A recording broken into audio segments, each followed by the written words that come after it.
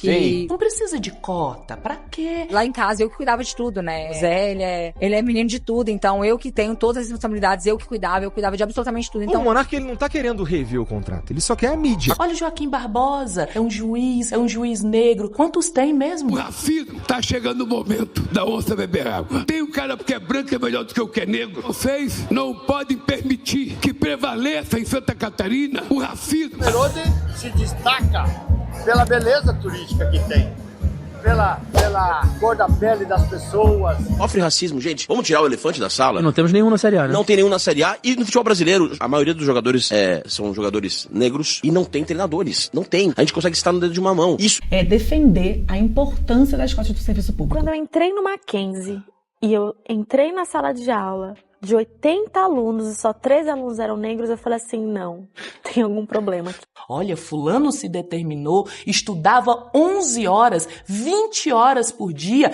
ele conseguiu.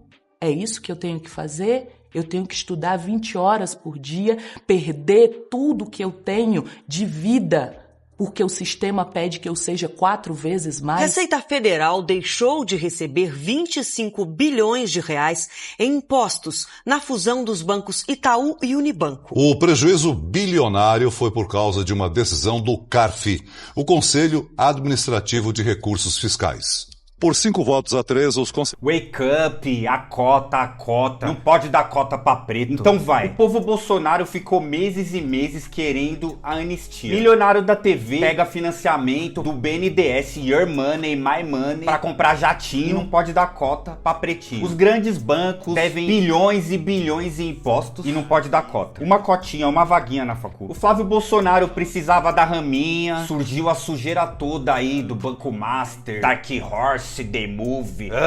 Oh my goodness. O próprio Daniel Vorcaro fez esquemas mil ilegais aí, noticiados em todos os jornais, e não pode dar uma vaga. Uma vaga? Qual que é a fita? Uma vaguinha. Você vai pedir uma vaguinha, acaba o mundo. What the fuck? Think, motherfucker. Onde eu fiz facul? Preto, minoria. Por quê? Think. Makes no sense. Oh. Ai, parem de falar de racismo. Oh my goodness. Bora ver um vídeo que importa. Uma parada mais zica aí pra assistir. Xuxa no Play. Xuxa no Play. Cara, eu acho que com certeza eu não sou a mesma. Quando eu comecei com o Zé eu tinha 20 anos, né? Eu era muito menina. Então, assim que eu engravidei da Maria Alice, eu já amadureci bastante. E depois vieram Maria Flor, José Leonardo, minhas empresas, muitas responsabilidades. Que lá em casa eu que cuidava de tudo, né? O Zé, ele é menino de tudo. Então, eu que tenho todas as responsabilidades, eu cuidava de absolutamente tudo. Então, realmente, não tem como eu ser a menina de 20 anos com o peso que eu carrego hoje. Então, eu mudei, o Zé também mudou, e eu acho que faz parte da vida. Acho que errado seria se a gente não tivesse mudado, se a gente não tivesse amadurecido, se a gente não tivesse evoluído. Então, eu mudei, ele mudou, mas o meu amor por ele continua, não na posição de marido e mulher, mas ele é uma pessoa muito especial na minha vida, ele me ajudou bastante. E me ajuda ainda. Quando eu preciso, eu ligo pra ele e falo, Zé, me ajuda, me dá uma palavra de conforto, e ele me dá, então é isso. Ele falou que vocês se falam todos os dias, e que se ele soubesse que você é tão legal assim, não teria largado o casamento. Você viu essa parte? Pois é, falei pra ele não pedir o divórcio, ele foi pedir? Ele que pediu? Ele que pediu, fiquei sabendo por página de fofoca. Inclusive, ele contou pro Léo no off o motivo do término. Você me conta? Te conto. No off ou aqui? No off. Então o Monark, ele não tá querendo rever o contrato, ele só quer a mídia. Acompanhe a treta do Igor 3K e o Monark. Que ele perde o contrato com o Rumble e tudo acaba ali e ele entra numa que ele tem que ir pros Estados Unidos. E enfim, fizemos o aditivo que previa pagar $5 mil pra ele, porque a gente não tava nem imaginando quando a gente poderia alcançar as condições necessárias pra pagá-lo os R$50 mil. E a partir do momento que ele respondeu as mensagens e passou a conta dele e a gente começou a pagar, nunca mais eu parei. A gente paga há 2 anos e meio, religiosamente, todo mês. Pra pagar esse valor aí novo do aditivo ao contrato, a gente não fez nenhum, a gente não atrelou ao lucro, né? E a gente, na verdade, pegou e integrou isso ao custo. Na verdade, ele passou a ser um custo meu. Então, chega o meu salário, eu pego e pago o Monark. Nesse contrato, o Monark teria que passar a marca pra mim no dia seguinte. Ele teria que ter ido assinar um papel e ele não foi assinar. Então, o Monark, ele não tá querendo rever o contrato. Ele só quer a mídia. Porque eu não consigo entender qual que é a inteligência de tentar destruir a fonte de renda dele. Eu não consigo. Informação do Jujene. O racismo tá chegando o momento da onça beber água. Tem um cara que é branco é melhor do que o que é negro. Vocês não podem permitir que prevaleça em Santa Catarina o racismo. A gente é um Estado brasileiro e todo mundo tem que ser tratado igual. O Lula fala sobre racismo e xenofobia durante discurso em Santa Catarina. A gente é um Estado brasileiro e todo mundo tem que ser tratado igual. Todo mundo. Então, companheiros e companheiras, tá chegando o momento da onça beber água. Tá chegando o momento. Vocês não podem permitir que prevaleça em Santa Catarina o racismo. Não pode permitir. Não pode permitir que aqui em Santa Catarina as pessoas sejam tomadas da síndrome de grandeza, porque esse estado é muito rico, não é pobre. A gente é um Estado brasileiro e todo mundo tem que ser tratado igual. Todo mundo. Não tem um cara que é branco é melhor do que o que é negro. O cara que é nordestino é pior do que o do sul do país. Que história que é essa? A gente não aceita. Hitler tentou fazer isso e acabou do jeito que acabou. Então a gente não pode permitir essa ideia da hegemonia branca sobre o restante do país. A gente não pode. Na verdade, isso não é hegemonia branca. É hegemonia da ignorância. É hegemonia da ignorância. Que a gente tem que ter coragem de debater, gente. Sou nordestino, mas duvido que algum governador catarinense fez pelo Santa Catarina o que eu fiz como presidente da República. Pela cor da pele das pessoas. O governador de Santa Catarina é criticado por fala racista. Jorginho Melo disse que a cidade de Pomerode é boa por causa da cor da pele das pessoas. Pomerode se destaca pela beleza turística que tem, pela cor da pele das pessoas, pelo que representa para todos nós. Então tá aqui em Pomerode, todas as pessoas que vêm para cá voltam. É sinal que gostou, é sinal que faz a diferença na vida das pessoas. Então é por isso que comemorar, apoiar, ajudar uma festa como essa é uma obrigação do governo do estado. Quando eu era criança e eu acompanhava às vezes algumas coisas com a minha mãe, eu era contra cotas, sabia? Porque eu achava que as cotas, de alguma forma, era dizer que eu não tinha condição de passar no vestibular. Eu sempre falei assim, não, eu posso passar no vestibular. Eu vou passar no vestibular. Até quando que você foi? Quando eu entrei no Mackenzie e eu entrei na sala de aula de 80 alunos e só 3 alunos eram negros, eu falei assim, não, tem algum problema aqui. Tem algum problema aqui. Porque eu tava numa sala de aula nas escolas, pensando bem, a gente precisa de política pública para inserir a juventude. Porque eu estava numa sala de aula lá na Zona Leste de São Paulo, em Guaianazes, que era majoritariamente negra. Claro. Majoritariamente negra. Onde que estão essas pessoas? Estão lá na segurança no Mackenzie. Exatamente. Os faxineiros. Né? Exatamente. Então, a partir daí, eu falei, não, precisa mudar. Cota, dinheiro do catarinense ter cota para quem é de fora. A nossa universidade estadual com cotas para quem é de outras regiões do Brasil. É só o que falta. Já vou avisando que não concordo. Jorginho Melo, governador de Santa Catarina, fala sobre cotas nas universidades. Eu fui surpreendido por um suposto edital da UDESC, a nossa universidade estadual, com cotas para quem é de outras regiões do Brasil. Por isso, eu oficiei o reitor da universidade para entender se isso é realmente verdade. Espero que não seja. Por mais que a UDESC tenha autonomia universitária, ela é mantida com dinheiro do Estado, ou seja, do catarinense. E é só o que falta. Dinheiro do catarinense ter cota para quem é de fora. Já vou avisando que não concordo. Nós não vamos aceitar esse absurdo com o dinheiro do catarinense. A gente está aqui para isso. Acho que é o nosso papel, é a nossa missão do Ministério da Igualdade Racial e também de várias outras pessoas também, né? É defender a importância das cotas do serviço público. Quando a gente pensa no serviço público mais diverso, significa que ele vai estar mais atento a receber e a pautar, enfim, a lidar com todo e qualquer tipo de pessoa, porque o nosso país ele é diverso.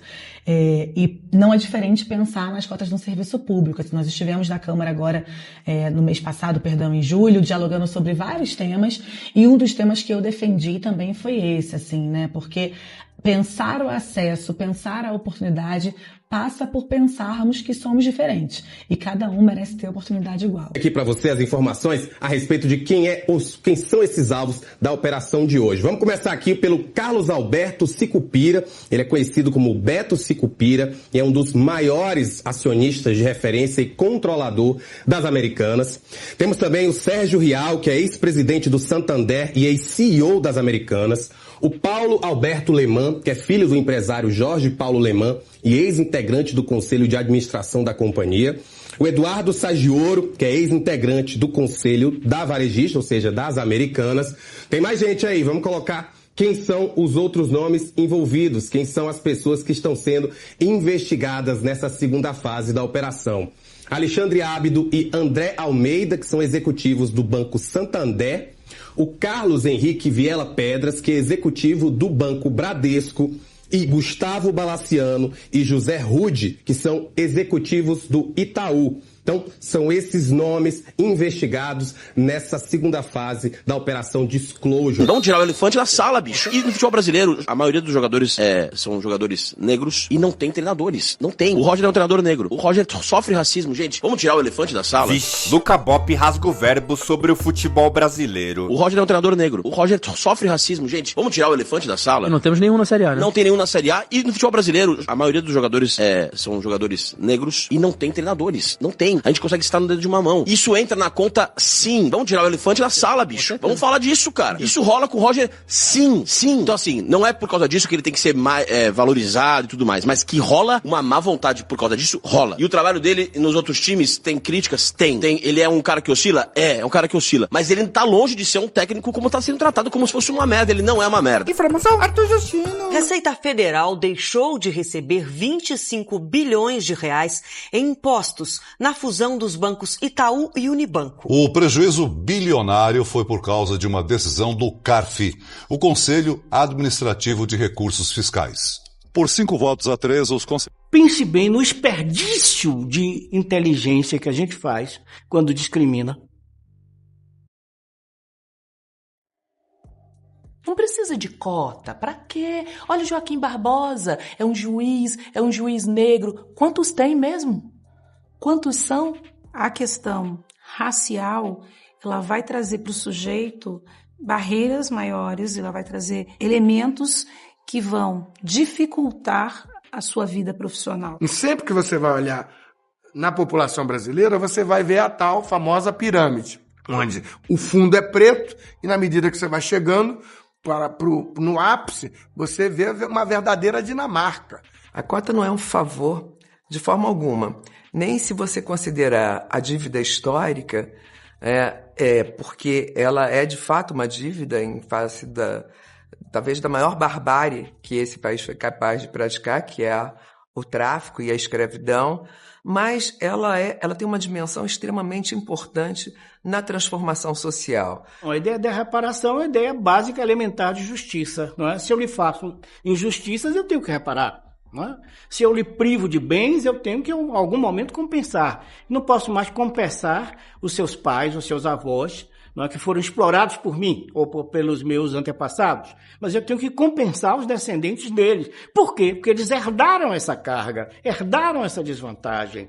Então a reparação ela se faz em nome da justiça e também em nome de oportunidade para o país. Realmente, se você vê pelo número de negros na universidade, você vai ver que é um número insignificante em relação ao número de brancos. Essa população negra, que é o que a política de cotas tem tentado fazer, é dar a ele o espaço, conseguir se capacitar e se qualificar, seja no ensino técnico, seja no ensino superior, para que ele possa se formar e atender as demandas do mercado. Precisa da ação afirmativa para capacitar e qualificar para atender as demandas do mercado de trabalho. Pense bem no desperdício de inteligência que a gente faz quando discrimina. Olha, fulano se determinou, estudava 11 horas, 20 horas por dia, ele conseguiu. É isso que eu tenho que fazer? Eu tenho que estudar 20 horas por dia, perder tudo que eu tenho de vida, porque o sistema pede que eu seja 4 vezes mais? Relacionado ao processo também do tribunal do júri, e nós não vamos entrar aqui no mérito de nada relacionado a isso. Queremos saber apenas em relação à corrupção policial. Tá? O senhor recebeu algum tipo de pedido de propina por parte de alguém naquela investigação do homicídio? O senhor sabe? No dia da prisão tinham alguns cheques, meus celulares e meu computador, eles foram liberados já, não foram para a perícia. Foram liberados ao advogado? Isso. E alguns dias depois ele falou que o Eduardo e o Baena pediram uma quantia de 30, 40 milhões de reais, que eu tinha um pendrive, que eu não tinha esse pendrive. Em relação a esse pedido, foi um pedido feito de propina ao Dr. Elivelson Salomão, pelo próprio Dr. Fábio Baena, presencialmente no Mercadão. E como que se foi parar na mão da polícia em termos de corrupção policial? O Rogerinho acho que tem algum elo de amizade com o Viotti e falou que o Viotti ia se prejudicar na lavagem de dinheiro, em alguns casos, para ele não ser ouvido, ele não aparecer em nenhum inquérito, ele tinha que acertar lá. Esse Rogerinho trabalhava na equipe do Dr. Fábio Aéreo? Sim. É até vergonhoso, né? Um tira com... Você pega o Instagram dele com Rolex de 200 mil. Mas vamos lá, esse Rogério teria forçado o Roberto Viotti a vender o sítio. Tem o próprio chefe dos investigadores no áudio que eu estou fornecendo falando que o sítio vai ser comercializado para eu me antecipar, para eles não me roubarem. Como é que o senhor sabe que essa extorsão, vamos dizer assim, essa passagem do dinheiro do sítio não foi um achaque da polícia ao Roberto Viotti e sim ao senhor? Porque o sítio era meu, né, doutor? Mas estava no nome dele aí. Mas eu tinha um contrato. O senhor tinha um contrato? Eles subtraíram o contrato. Esse contrato foi apreendido? Sim, não foi relacionado, né? Mas eles aprenderam na busca na minha casa. Por isso que eles descobriram o sítio. Todos os relógios foram apreendidos? Que relógios que eram? Eu tenho os documentos. Foram 4 rublos que eles subtraíram e ofertaram. Mas foram apreendidos 14 relógios.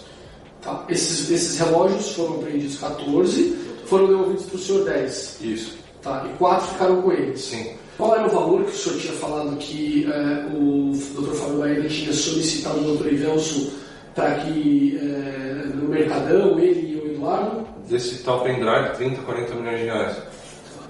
Aí, posteriormente, na prisão, na temporária, eu não aguentava mais aquilo lá, o que eu estava passando. Eu falei para o Ivelso, oferece do que eu tenho na minha conta corrente, 2 milhões de reais, 3 milhões de reais.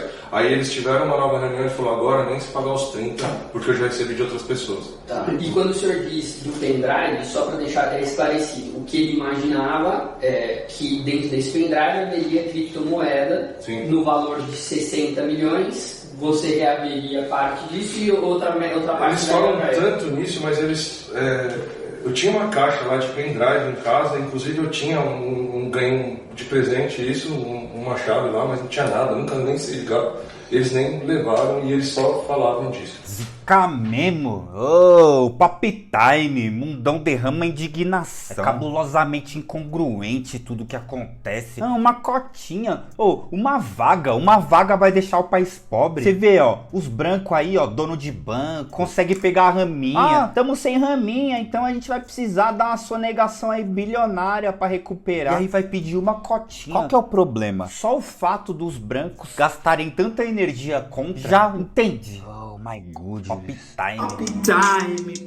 Você que chegou até aqui, ó, colocar mais uma sequência piscosa de vídeo pra vir o dislike total agora. Pra quem não se desinscreveu, é agora. Xuxa no play. Essa ideia do branco protestar, ela é vanguarda. Porque tem uma tendência de todo mundo achar que só a vítima pode reclamar, né? Então, veja bem o que aconteceu.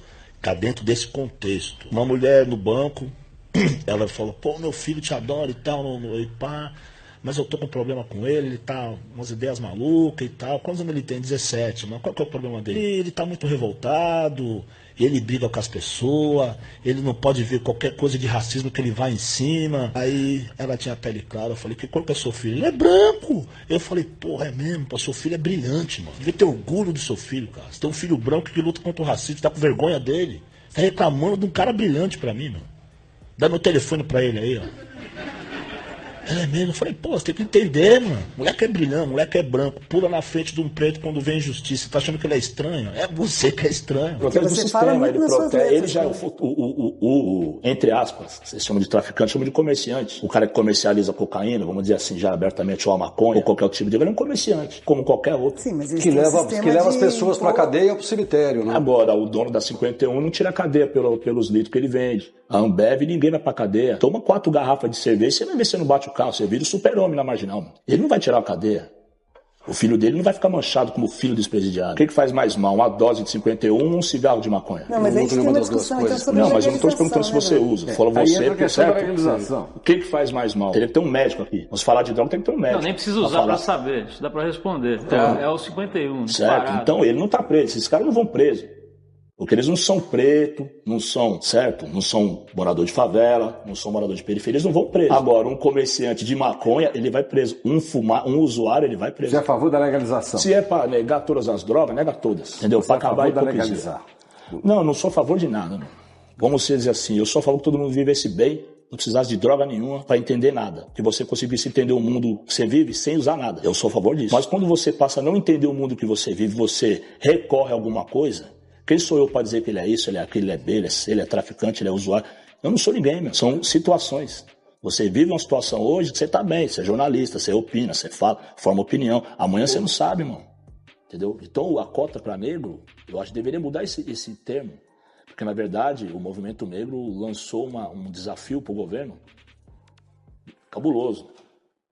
Porque o Brasil deve para os negros muito. Deve muito. Mas não deve só a faculdade, deve muito mais. A faculdade é só um detalhe. O ensino para que os negros possam competir de igual no mercado mundial, não digo nem brasileiro, mundial. Por que não disputar um emprego com um cara lá em Paris? Por que não? Os ricos, eles mandam os filhos estudar fora, né? Não manda? E por que também a gente também não poderia disputar um emprego fora, ou dentro, ou em qualquer lugar? Desde que você tenha condições. Você tenha condições de disputar. Quando você não tem condições, aí você se torna um problema. Zica mesmo, pop time. Me dão derrama indignação. Zica mesmo. Cada clique é uma explosão. Pop time, pop time. Deixa o like. Vida, drama, vida, drama. Zica mesmo.